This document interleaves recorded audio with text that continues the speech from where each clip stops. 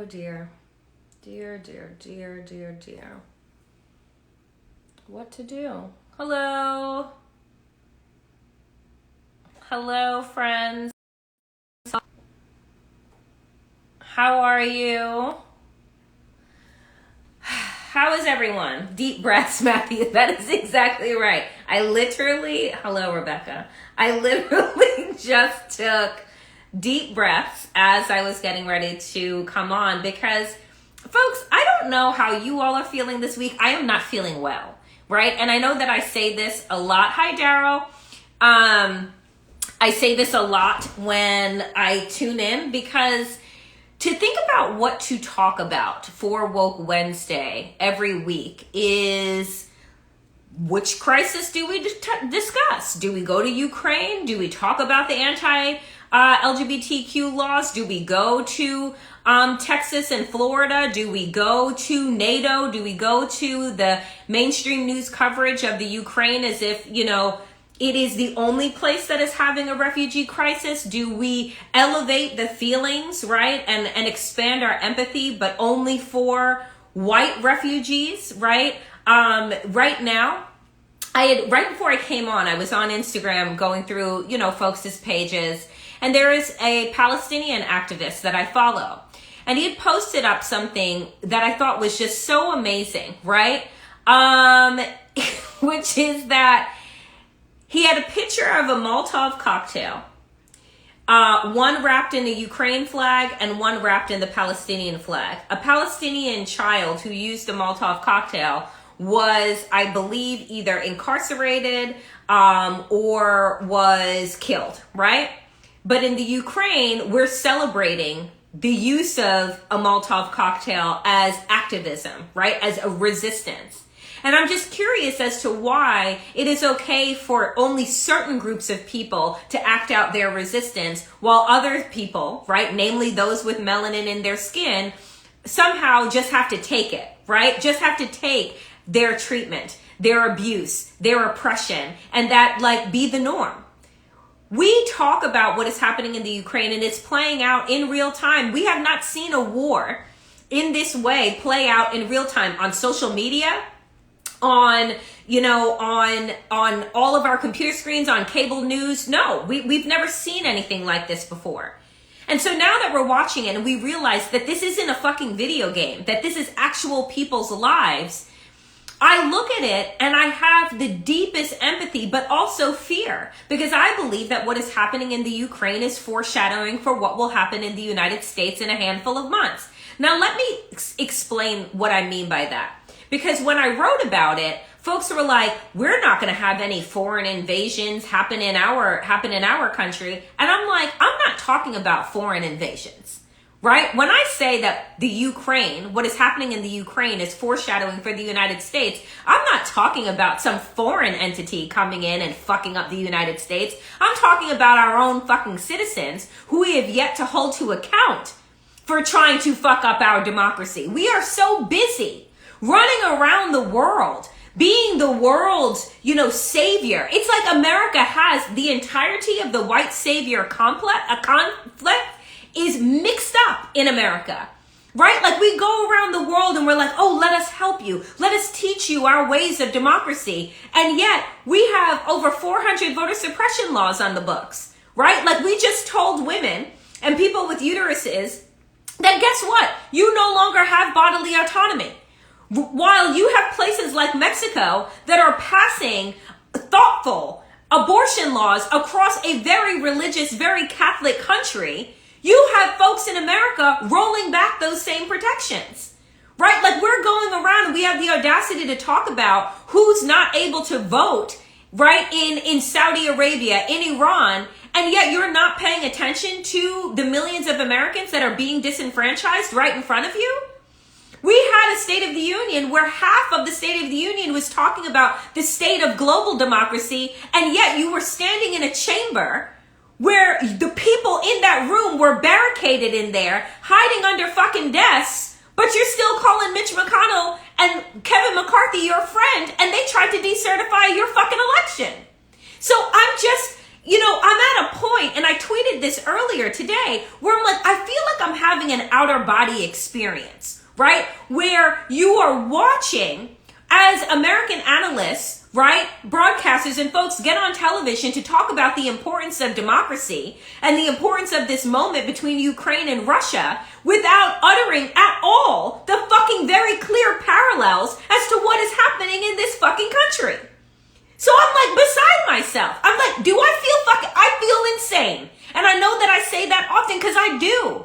I'm not just kidding. Like, I'm like, oh, am I making too much of a big deal about the fact that the only people that are doing investigations into the insurrection and who was behind the insurrection is the House January 6th Commission, which has no prosecutorial teeth, right? They have done over 550 fucking interviews, thousands of documents, and now, right, we're just waiting on their final referral of criminal charges that Donald Trump and John Eastman, his fucking conservative lawyer, you know, the one that wrote the PowerPoint presentation for the insurrection, criminal charges against them. And the Department of Justice did what 2 weeks ago? They had a whole press conference on what?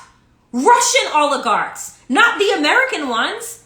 So again, I'm not saying that we can't walk and chew gum at the same time. I'm not saying that we shouldn't have eyeballs and attention on what is happening in the Ukraine. But at the same time, I'm just like, where is the smoke and the fucking energy for what we are not doing in the United States? We have, folks, 8 months until midterm elections. That is not a lot of fucking time. And any pollster, which you know, if you listen to Woke AF, I do not believe in polls, because polls, you get them to say whatever the fuck you want to say based on how you're asking the question and who you are asking the questions to. Right? But based on the polls, we're going to lose midterm elections and they're 8 months away. And do you know who they're trying to blame for that preemptive loss? Those of us who believe in progressivism. They're going to blame the squad. They're going to go after AOC and Ayanna Pressley and Jamal Bowman and the rest of people who are actually bringing attention to the inequity and the bullshit that they walked into that they were not recognizing. They're like, no, America is about justice and progress. It fucking isn't.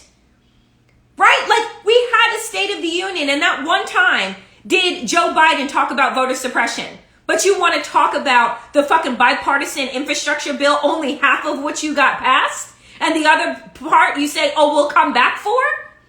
It's been months. Are we coming back for Build Back Better? Are we coming after the human infrastructure bill that Joe Manchin said that he wasn't going to vote for and Kristen Sinema said, nah, I'm good? No, we're not. And so here's the thing. Nothing else matters if no one is able to vote. Nothing matters. Not the infrastructure bill, not climate change, nothing. If we don't have free and fair elections in the country that is the leader of the fucking free world, then what kind of signal do you think that sends to the rest of the world that is readying themselves to fight for their democracy when we're not fighting for it in the United States right now? How is it that we have the energy and the ability to go around the world and dictate to them how they should live and how they should treat their people when we just passed in Florida a fucking piece of legislation that's title is Don't Say Gay?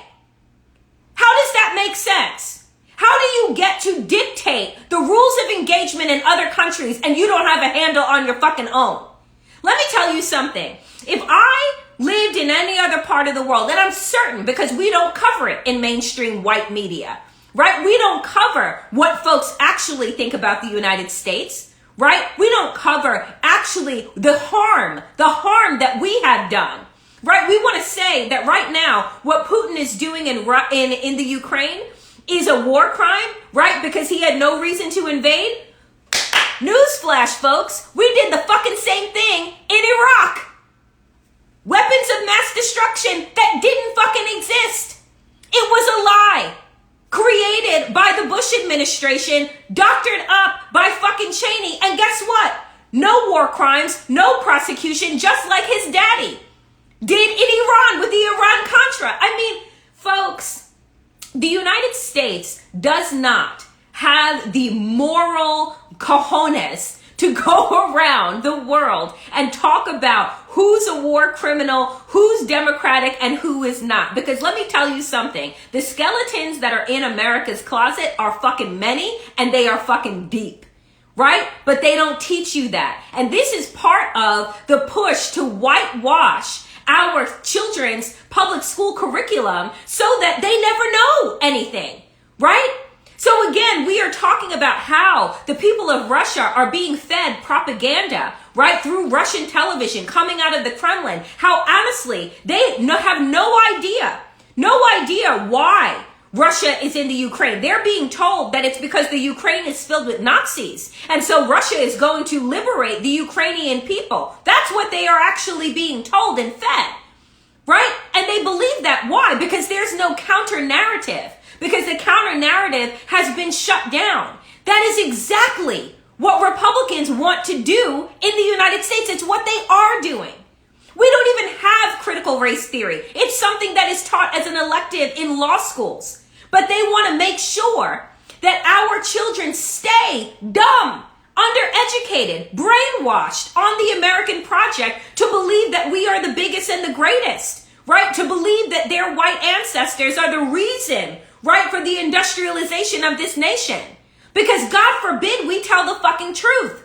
Oh my God, then we'll harm the kids. That's what Republicans are saying. Then they'll learn to hate themselves. How about they'll learn that they were both good and bad, that there is always good and evil that is present. But without the engagement and the activism of the people, evil will reign supreme. Without the education of the people.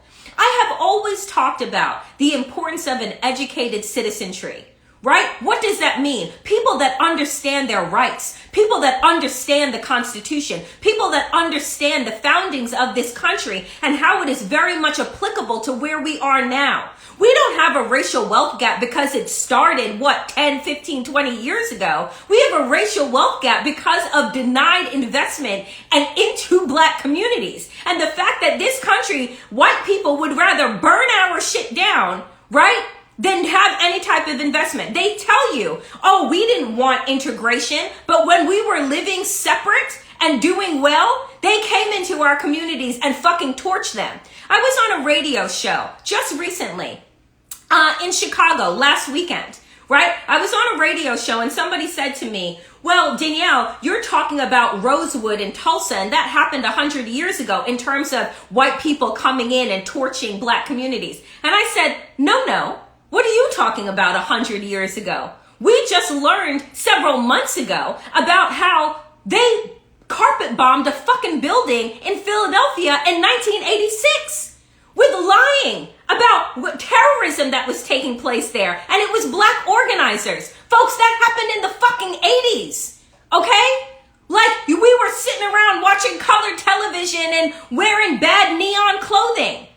Right? And thinking that all was well. It just wasn't broadcast until recently. This is recent fucking history. Thank you. 1985. This is recent fucking history.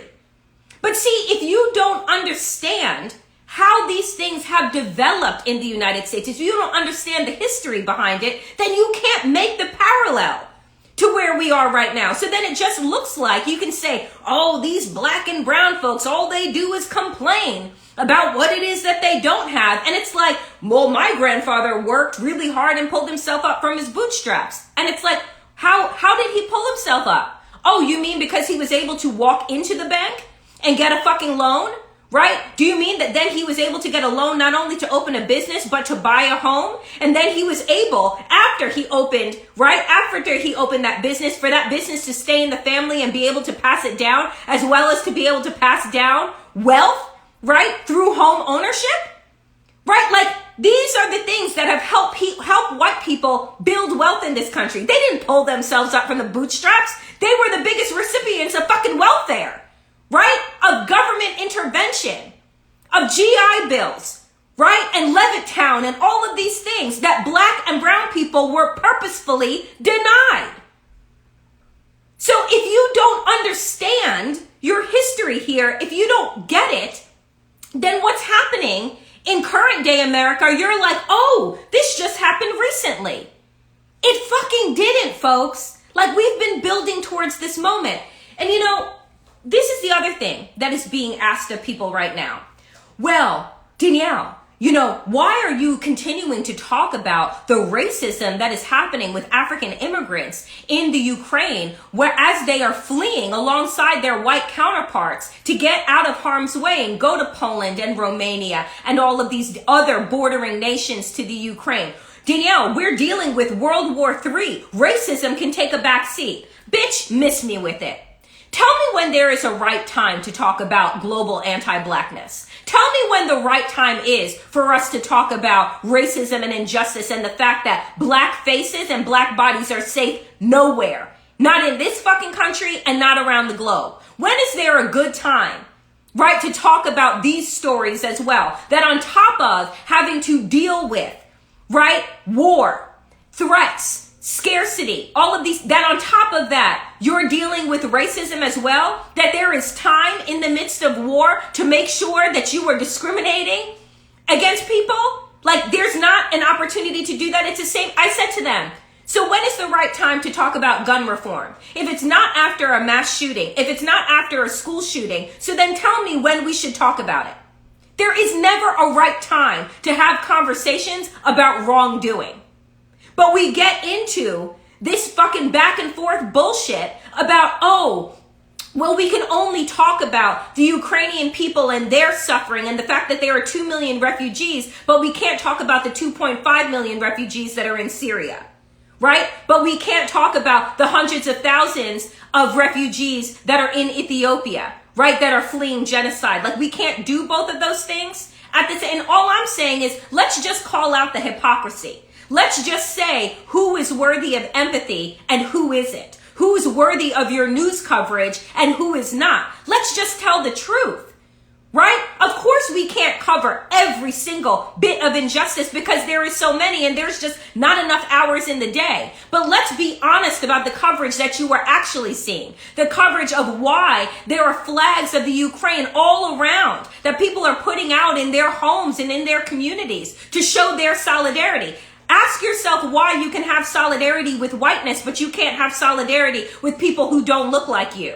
Ask yourself why it is for you to think that it is common, right, for crises to unfold in certain parts of the world because that's all you've ever been fed and seen. But you're not asking yourself why I don't have empathy for those that are living in Gaza, for the Palestinians that have been living in an occupied state, right, for decades.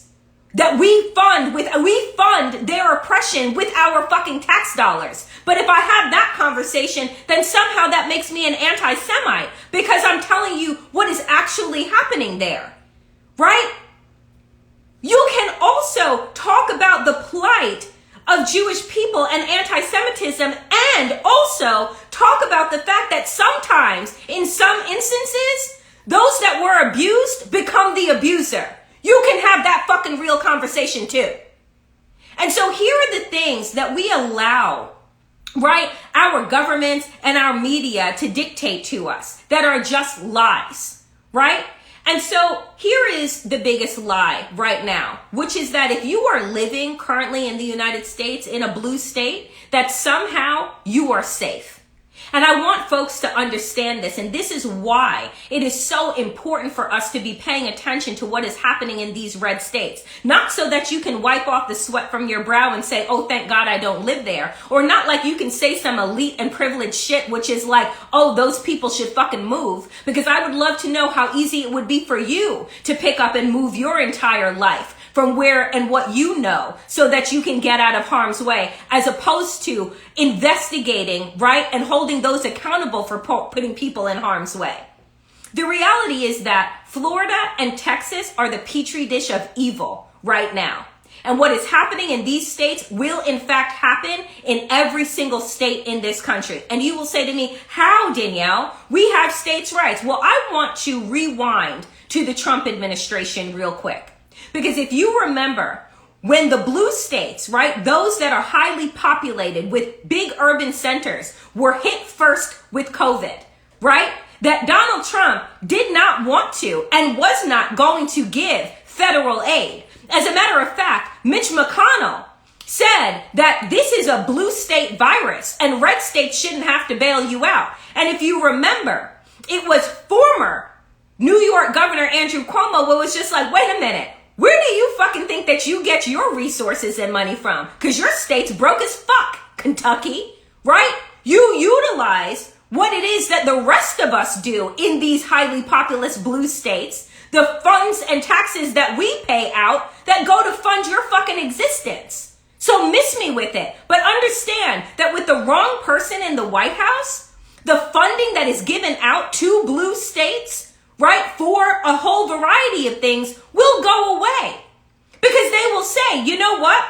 No, until you criminalize abortion, you're not getting your public education funding. Until you do XYZ, there is going to be, folks, real life hostage taking in this country between red and blue states when Republicans take charge. Understand that they are manipulating these laws, whether it's Don't Say Gay, whether it is the vigilante abortion bill in Texas, right? They are manipulating the laws and the world so that they can see how it plays out. Let me see how this will play out in Texas. Let me see if Abbott is going to get reelected or if Beto is going to be able to take over. Right? Let me see if DeSantis in Florida is going to be able to ride his Don't Say Gay bill right into the White House. And the thing that should scare every fucking person right now is that, guess what? Donald Trump did a lot of damage, but Donald Trump was also really stupid. Donald Trump is not as politically savvy or astute as the DeSantises and the Abbotts of the world are. And what I have said over the entirety of Donald Trump's reign is that, do you know what will be worse than Donald Trump?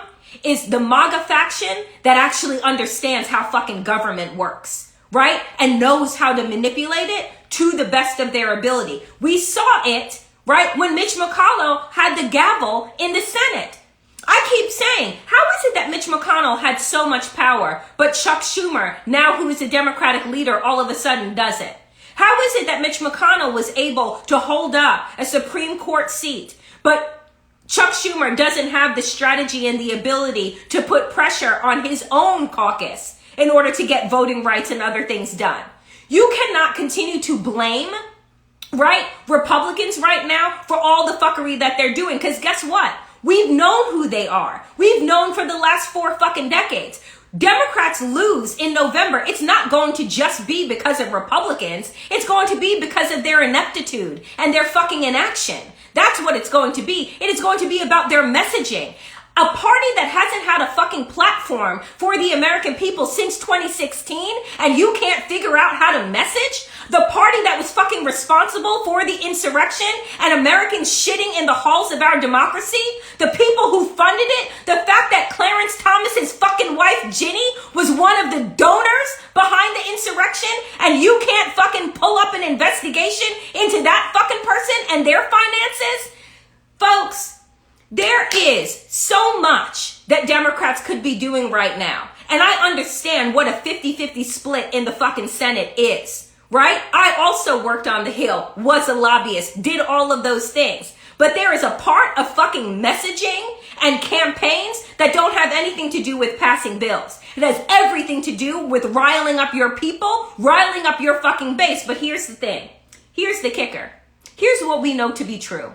Democrats don't give a fuck about their base. As a matter of fact, they try and run from their base. Because you know who their base is? BIPOC people. Black, indigenous, people of color. That is who their base is. Their base is actually black women. But instead of actually giving us things that we want, do you know what they decide to do instead? Like they did this week? Let us pass an anti-lynching federal bill that has been up multiple fucking times since Emmett Till was fucking murdered. But you gonna pass it this week? Right?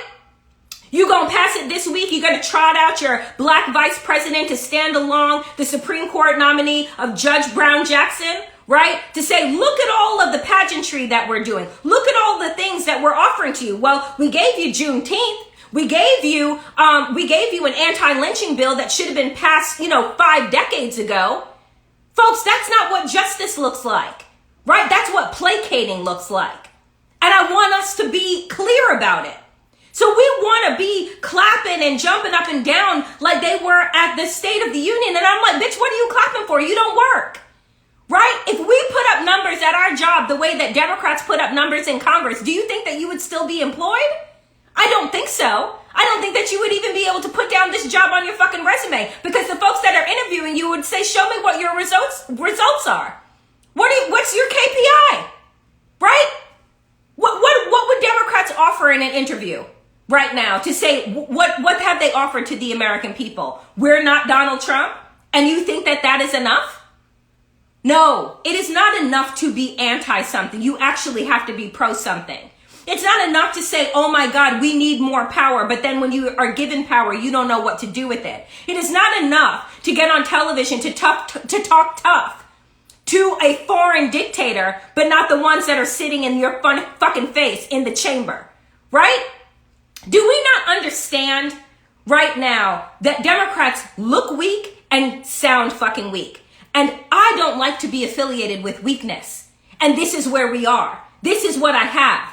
Our choice is between what?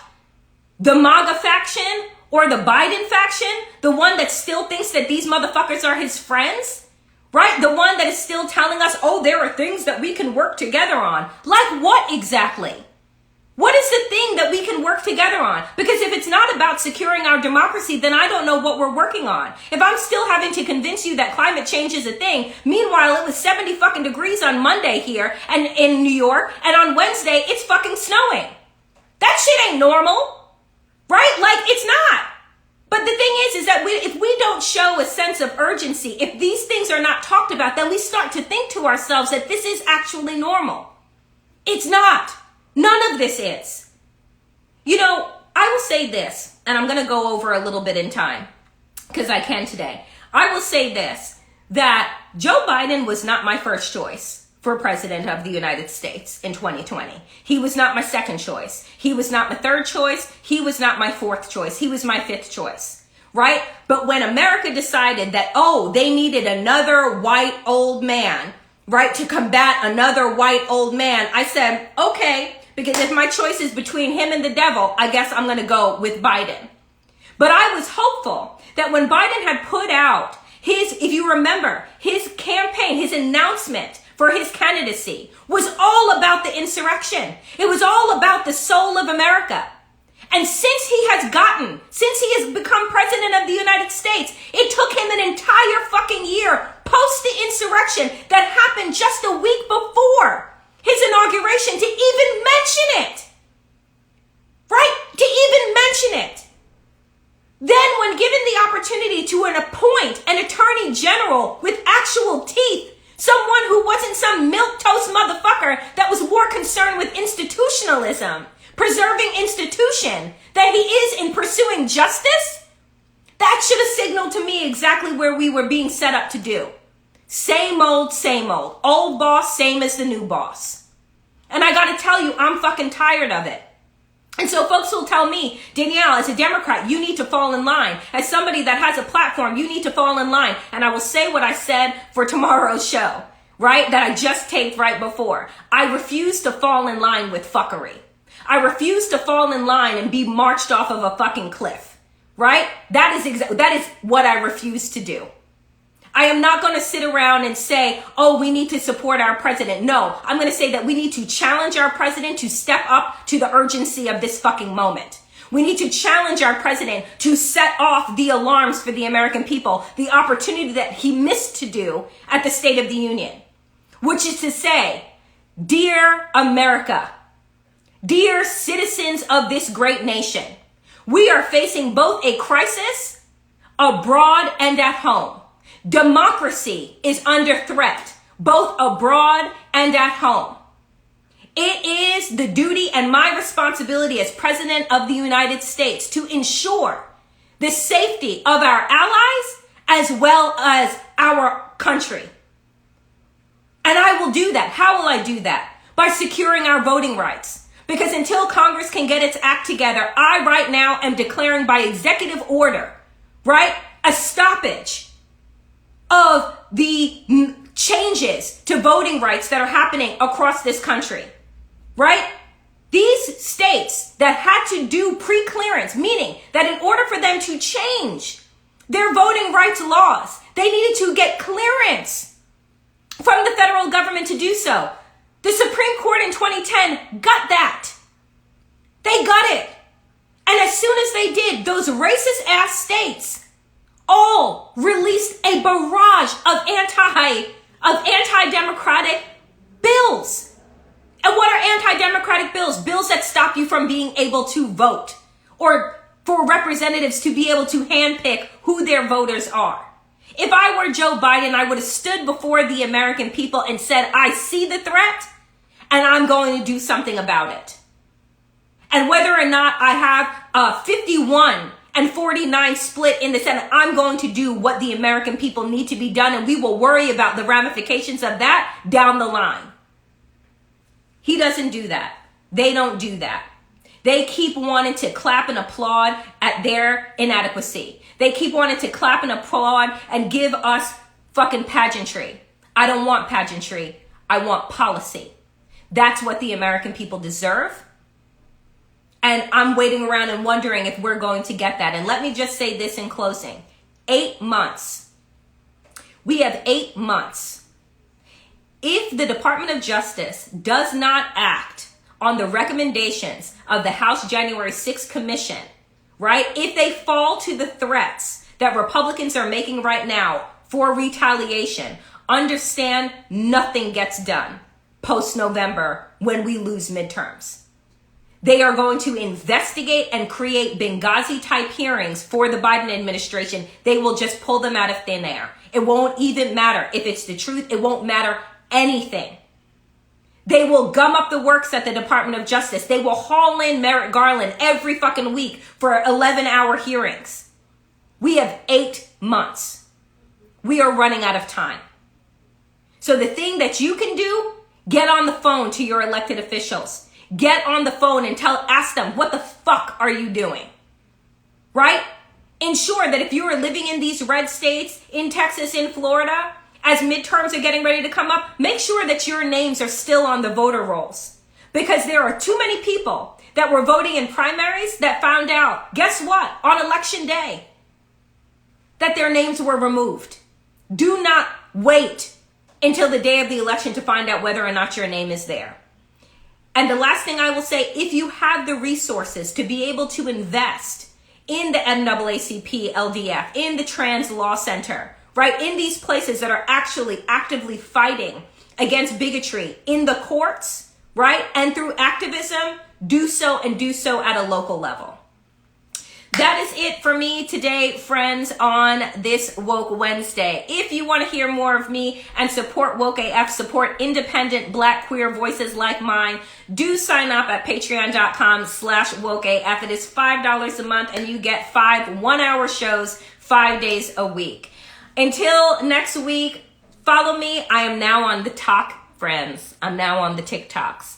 Go get at me under Danielle Moody _. Follow me on Twitter at D2Cents. Follow me here. The video will go up right after. Share away with all of your friends. We all have platforms and voices, and we need to work in unison. As always, power to the people, and to all the people power. Get woke and stay woke as fuck. See you next week.